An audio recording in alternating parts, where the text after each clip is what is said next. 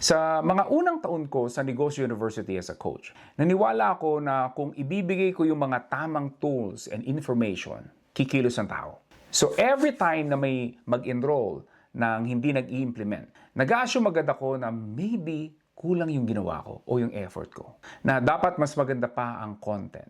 Mas marami pang support or accountability or even community. So nag-improve ako, nag-add ng resources, nag-offer ng extra coaching calls. But yung taong hindi na gusto talaga magbago, hindi talaga mag-move kahit anong gawin mo. Pero yung mga gusto naman talagang magbago, konting push lang yun Gumagalaw na sila agad. They just need a little bit of information and they will disappear so they can start working. Magiging busy na sila to make their business work.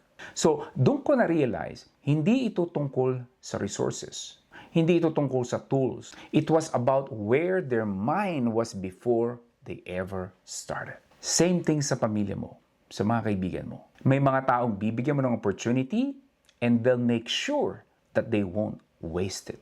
Kasi ready na yung mindset nila. Handa na silang lumabas sa comfort zone nila. Mga taong pag natanggap ng libro, binabasa talaga nila. Pag nag-enroll sa course, ini-implement talaga nila. Pag binigyan mo ng konting direction, go ahead, tatakbo na yun. Tapos may mga tao namang bibigyan mo ng exactly the same opportunity and resources at bibitawan nila. Now, para hindi naman sumama ang loob mo, they will make a little bit of effort. But in the end, bibitaw din sila.